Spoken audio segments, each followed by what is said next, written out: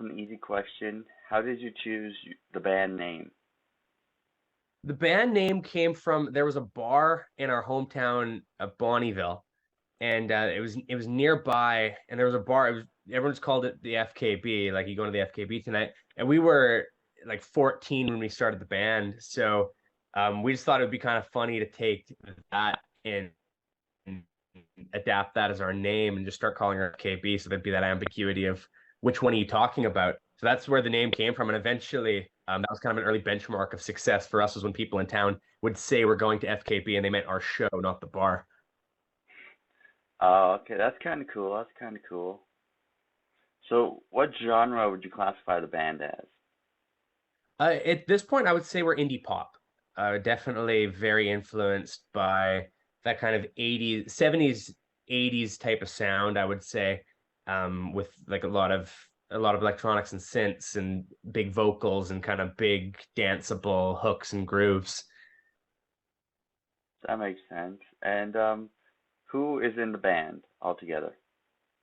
So there's myself, Drew Shalka, our drummer Derek Shalou, our rhythm guitar player Alex Federick, and our lead guitar player Travis DePilkey. So there's four of us all together. And how did you guys come to meet each other? So myself, Derek, and Travis, we all went to high school together, and Travis and I had actually had a band in middle school that would play like the middle school talent shows. And then I'd met Derek also kind of towards the end of middle school, early high school, and we had started a separate band that was kind of dedicated to doing like 50s, 60s covers. So we started doing like Beatles, Beach Boys, Chuck Berry, Elvis, those kind of songs. We'd play all the, chili cook-offs, car shows, Mm. corporate parties. And then eventually, a few years later, Travis joined our other band. So we all kind of like the two bands kind of came together. And then we met Alex 6 years ago through a mutual friend. He was in radio school with a friend of ours, and we were about to go on a US tour, and we needed another guitar player.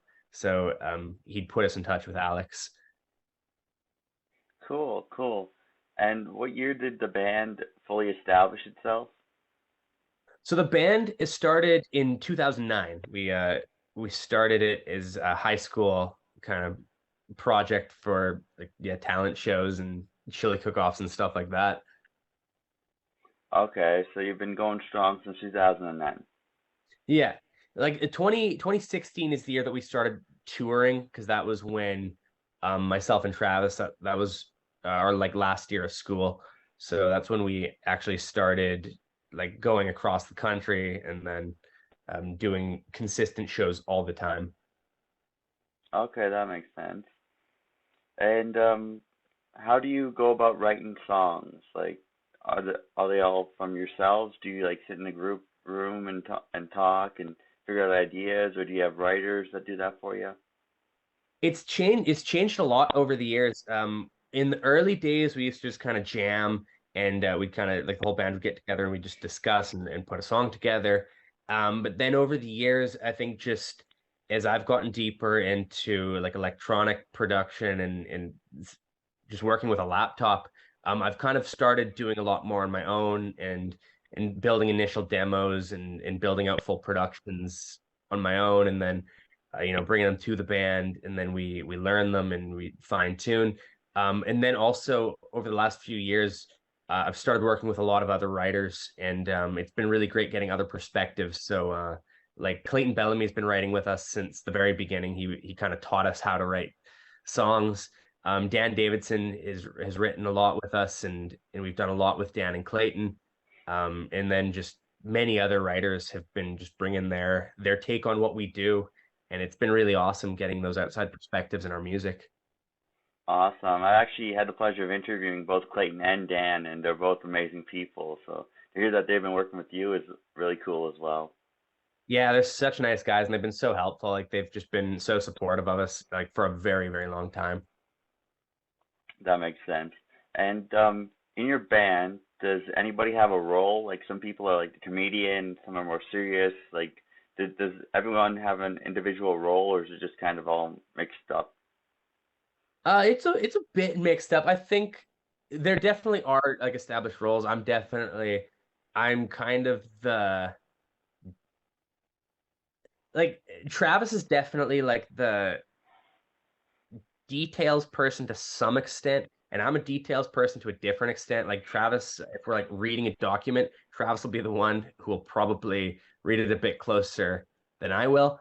But then as far as like being obsessive over like the details of like the littlest thing in the show or that like that's definitely me. I'm definitely the one who's trying to pick things apart and find issues with them and like see how we can make things the best they can be.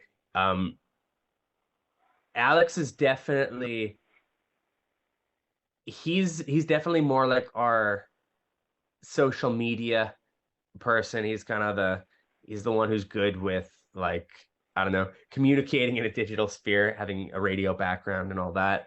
And Derek's definitely our vehicles person. He helps us with all things related to traveling and making sure that we don't break down in the middle of a tour.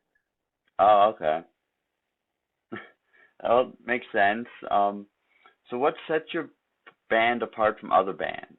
If you could like make a pitch to for new listeners and new people that haven't heard you before, what would you say to them to get them interested in your band? I would say we just we like to we like to just make it a fun experience for everybody. We want people to feel a part of our show. We want it to be the type of thing that you can dance to. We want our songs to be, not something that you're going to overthink and that you're going to. We don't necessarily want to make you cry at our shows. We want to make you feel good. So if you're in a bad space coming to our show, we want you to leave feeling like I'm really glad I went to that because now I feel connected to all those people in that room and that band and like we want to remind people of the best moments of their lives. That's kind of what the goal of our music and us is. Okay, that makes sense. And of course, I have to ask, do you have any interesting road stories while you were traveling or anything like that? Oh yeah. The top one that I think comes to mind, we were playing, it was a Halloween show in Saskatchewan years ago. And this is, I think, shortly before the pandemic. It was a small town bar, and there wasn't many people at the show. And at one point, there were these younger guys who came in, and we weren't really sure they were feeling it, like they were definitely drinking and we weren't sure if they were into the show or what they were up to. But then at some point, fireworks started going off, and we realized they were shooting off fireworks inside this like small town hotel bar that's all entirely made out of wood. And there's like fireworks flying towards us, and we kept playing through it because we're like, well, I mean, we're not going to end the song for these guys. And but what eventually did stop us was the fire department eventually came in and made us halt the show because they had to like do an investigation and like figure out what had just happened and go try and track down. And of course, it being a small town, everybody knew who these kids were, so it was kind of funny because like we didn't know anybody, but they were like, "Oh yeah, that's so and so's son who did that," and so they told the fire department, and then of course the police were showing up at their house later that night to give them some kind of fine. So it was kind of entertaining just watching this whole evening unfold of just pure mayhem for us and the like five people watching the show. Right, that makes sense. That is an interesting story, so I'm glad I got to hear it because that's a good story to tell. Yeah. So if you don't mind, we're gonna shift more towards like you since since I'm talking to you, just get more of a personality from you and what you like and who you are as a person. So That are you sounds the good. only one? So you're the only one in your family with a musical background? No, like my sister and mom both play piano. My dad had actually played bass in a band in the 60s, very, very briefly, like I think only for a few months. And uh, my my I have like various grandparents and like uncles who have like all played music in different capacities. Accordion was a popular one in my family, um, and as well as violin on the other side of my family. So yeah, a lot of music around. That's cool. So it makes sense why you have the musical gene flowing through you. Yeah. So why did you decide to do this more professionally than a hobby? I, I don't know. It's one of those things that I think I just got it in my head that I was going to do it, and I didn't do anything else. And when it came time, like I'd kind of always been playing music with the idea that it probably wasn't going to be a living, and eventually I'd need to figure out something else. But then when it came time when I was finishing university, I didn't really feel like doing anything else. So I was talking to actually Clayton at one point on the phone as I was like in my last semester of school. And I was like, yeah, I kind of want to just do this. I don't want to do anything else. And he just said to me, he said, well, just do that. And so that's what I did. And that's kind of how that unfolded. Like just, and now I just can't see myself doing anything else. I've gotten so deep into this, and maybe it's a strange career choice. It's definitely, uh, it's a challenge every day, but I just can't imagine doing anything but music. Okay, that's a good answer. So, do you have any other passions or hobbies besides music that you like? Um, I'm pretty I'm pretty all in on music for the most part. I do enjoy just wandering and walking around. That's not really much of a hobby, but that is something that I do. I can go on. And I don't get to do it often enough, but I can go on like a 10-kilometer walk aimlessly and let hours pass and not even really notice. And making coffee. Those are kind of like the only other things that I just like really, really love. Okay, that makes sense. So, do you have a favorite song that you wrote or like to sing? Yeah, I would say of the ones released that I've written, Glow, of ours is probably my favorite of these ones. And then there's one in the next batch coming up that is another favorite of mine. But yeah, I would say at this moment probably Glow is one of my favorite ones I've written. Okay, that's a good song. I listened to it. I liked it a lot. Thank you. So do you have you written or played any songs that have like a strong emotional connection to you? Yeah, there's quite a few. I'm thinking of Glow actually does for me. I know, and not in particular. Like typically for me, I just like to write for the feeling of the music. And Glow to me was one that I just like for whatever reason. From when that song existed, I just couldn't hear it enough. Like I just always really liked that one. It just really stuck with me for some reason. Um, and then there's a few typically like some of them just kind of have positive memories attached to like the times that I wrote them. Like Right. Glow was one because we were myself, Dan, and Clayton. We were just kind of working on this new sound for FKB, and that was really fun. That one, Beautiful Fantasy. We just had a lot of fun because we'd meet up like once every couple of weeks, and we just like meet up, and it was just so much. Like we just drink coffee and hang out, and the song would just get better and better. And so there's always a positive memory attached to that in that time period. It was also that was the tail end of 2018, which was a year that we got like as a band really, really busy. So just like a lot of exciting things were happening around that time period. So usually for me, if a song, if I'm emotionally connected to it, it's because of something around like the time period of writing it. There's just like a memory around creating it for me. Okay, that makes sense. So do you or any of the band members, do you guys have like certain things you do before you perform or after you perform, like a pre-performance ritual, like something like that? Yeah, we always do. The one constant is it's like a 20-minute, very intense vocal warm-up routine. And it's this warm-up routine that goes from like the lowest notes we can hit all the way up to like notes that sometimes if we've been playing a lot of shows in a row, we can't even hit like the very, very top of our vocal range Mm.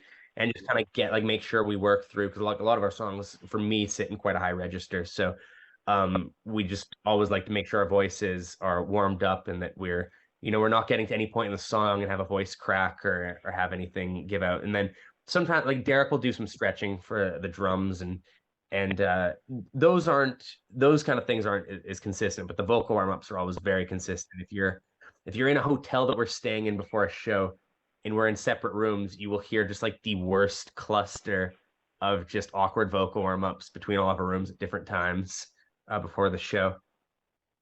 That's very interesting and kind of cool. So, what's it like to perform on stage for you? I would say it just feels kind of like home. It's just kind of what, like, to me, it's just what I do. Like Mhm, it's somewhere, like no matter what else is happening, being up on stage, it's just kind of its own world. So mhm. like even um like if I'm sick, for example, being up on stage, somehow I'm not sick anymore. And that's kind of the weird thing about being on stage is like you're up there and you're just in your own world. It's just you and the audience. And I even find, like, compared to rehearsals, for me sometimes feel a little bit tedious, but being up on stage, it just doesn't. Like there's just this, I don't know, you could do the same thing in a rehearsal, but then once you're up on stage, it just feels like it's real, it's connecting. There's people there, things just fly by. Like you could do an hour-long set and it feels like 5 minutes because you're kind of like looking over there. There's this person there, and just like everything's happening at once, and it's just I don't know quite how to describe it because like for me, it's not like a nervous thing. It's not it's not any specific emotion. It's just like comfortable. Right, that makes sense. Okay. I find a lot of people, especially musicians, they say that the exact same thing. They feel comfortable. They feel like they love the stage and the stage is a part of them. Yeah. Yeah, I would agree with that. So, what's your favorite venue or place you performed at so far? There's a lot. I mean, there's different ones for different reasons. Like, I mean, there's so many that we love in Edmonton. Like we've played pretty much everywhere here, and they're all great for different reasons. Like Starlight Room's always really cool because it's a big iconic room, and Mhm. it's just kind of like this pit of people. Buckingham is really cool because it on a Saturday night or a Thursday night can just get like just jam packed and so sweaty, and just like you're just there with the audience. You're all kind of like one, and that's Right. always really fun. And then like around, we always had a lot of fun in Vancouver playing like Railway and the Roxy. We've had a lot of fun nights out there, and then in Toronto, we just got to play a couple really cool ones this past year. We did El Macambo, which is an old venue that Rolling Stones had played back in the day, and I I forget the exact numbers. I'm not even gonna try and guess it, but just millions of dollars worth of production and just like such a smooth, good sounding venue. And the same with History in Toronto as well. It's this new venue and it's this massive room, but it just sounds so good. And some of those like high end venues, they're so slick and polished that you just feel like your show is it just has like millions of dollars of production behind it because it kind of does with the sound systems in those venues. Oh, okay, that makes sense. And is there a dream place that you want to perform at that you haven't performed at yet? Yeah, I mean, there's definitely a lot. Like, I think a really cool one would be any stadium. That would just be a really wild show to do. But it's, there's quite a few theaters and stuff that I think would be really cool, like Ryman Auditorium in Nashville, or like a Radio City Music Hall in New York. Like some of those would just be so cool to play. Like some of those iconic venues that so many huge shows have done for decades. Yeah, gotcha. That makes sense. And you said you've done some touring with the band, right? Yeah, we've done just over 300 shows since 2017. Wow, that's a good number. Thank you. So, what are some of the positives and negatives with touring? I'd say like the positives is one is what's really cool is, especially as we all get older and like friends start to spread out and move all over the place. you start to see people very frequently. Like that's always the nice thing is, it's not that far because I get to see friends in Calgary when we're down in Calgary, get to see friends in Vancouver when we're out there, in Toronto when we're there, Saskatoon, like everywhere we go, we have friends, and that's always really awesome to get to visit with people that you wouldn't normally get to see when you're working. Um, Also connecting with new audiences. I think that's always really cool, is just being in a new city and having people see you for the first time and then get to chat with them and then you see them again when you come back. And that's always really cool, is seeing faces get familiar over time. Um, I would say some negatives are definitely travel is ultimately kind of a negative because traveling is cool, getting to places is cool, but the act of traveling can kind of suck because, it's a lot of driving, or flying, which I don't know which is worse. They're both not the funnest thing. Driving is probably more fun until it gets to a certain point, until you're doing like a 12-hour drive. Then I think it's just kind of all not the funnest. Um, and then the drawback I would say as well of touring is, while we do have friends in all these places and you get to see them, you also sometimes don't get to see them as much as you would like to. You do get to see them, but sometimes those visits are very brief because you're in a city for a night, and if you have, say like 12 friends in that city, you kind of get to visit with each of them a little bit, which is better than nothing. But it's also kind of the drawback is you're moving fast, so you don't necessarily get to spend as much time with people as you would like to. That makes sense. That makes a lot of sense. So, is there anything you would do differently in your music career, or are you happy with what you've accomplished so far?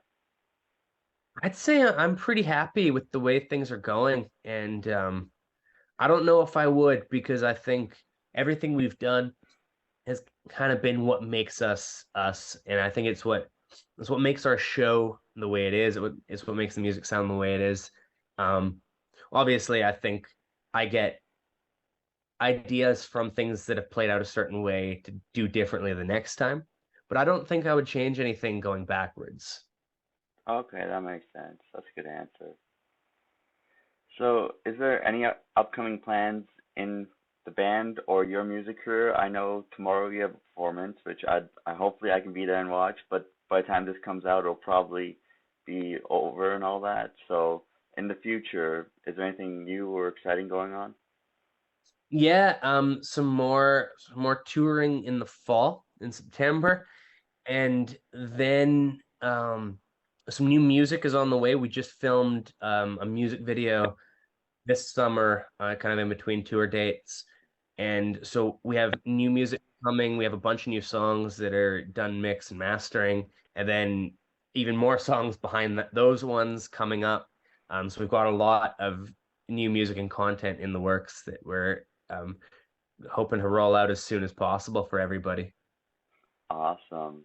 And do you yourself have an idol or someone you kind of role model yourself after that has been a real good inspiration for you? There's definitely several over the years. I would say the ultimate one is definitely Paul McCartney. I think that's like since the beginning of me playing music, Paul McCartney has just been someone that I've just wanted to try and be like as much as possible. I love his work ethic, his songwriting. Um, it's just the more information I find out about the Beatles in that time period, the more inspiring I think it is that it was just this very hardworking group, and Paul McCartney in particular, I just feel was such a driving force of a lot of that music. Okay, that makes sense. He's a good one for sure. Yeah. So, where do you see yourself realistically in 10 years? I hope doing this, but more of it. Like I want to be doing, writing songs, and not just for FKB, but for other people as well, playing shows, just kind of having the flexibility to live the life I want to live and get to see places and people and get to mainly my biggest thing, I just want to work on music that excites me. I just want to be part of things that I think are just really well done. Like I love anything that's just good at what it does, like whether that's movies, music, even certain companies like, Hmm. uh, I guess going back to movies like Landmark Cinemas. I like the way they present movies and like the audience experience. So I just have an appreciation for um the craft of whatever that craft is, and I just want to keep honing that in and being part of better and better things. Awesome. It's really good to hear. Um, what's one thing you wish you could do that you haven't done yet? Well, that's a good one.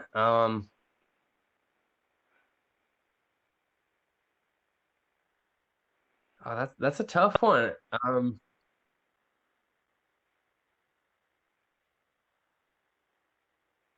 It I would say play a show with Bruno Mars. I think that would be really, really cool. I agree. It's a good answer. Maybe it'll happen. Hopefully it will. I think Hopefully. the way it's going, probably because the band just keeps putting out good and even greater hits. Oh, thank you. So, does the band have any merchandise? Yes, we do. We have a bunch on our website, fkbmusic.ca. And we also have some that we sell at shows. So we always keep a container of t-shirts with us, and then a bunch more on the website. Awesome. Sounds like I have to get some merch. Yeah, sounds good. And while we're nearing the ending part here, is there anyone you'd like to shout out or promote or anything like that? Um, I think I just want to thank everybody who listens to our music and comes to our shows. I think we just appreciate everybody, and not just them, but also the people who've helped us make this music and have helped us hone our career. And there's so many people who are part of it, like far beyond you know just people writing it with us, but there's so many behind the scenes who just help make it possible. And I think we've got a really good group of people who believe in us and who help us out. And it's really great to have those people on our team and on our side. Awesome. Great answer.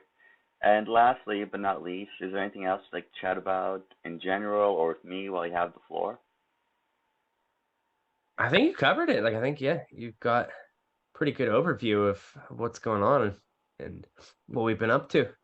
Awesome. Well, I appreciate the time you're taking out of your busy schedule to have this interview with me, and hope and wish nothing but the best for the band and for you, and hope to see you keep rising. Oh, thank you very much. And same for you as well. I hope all the best for you. Awesome. Have a great rest of your day. Thank you. You too.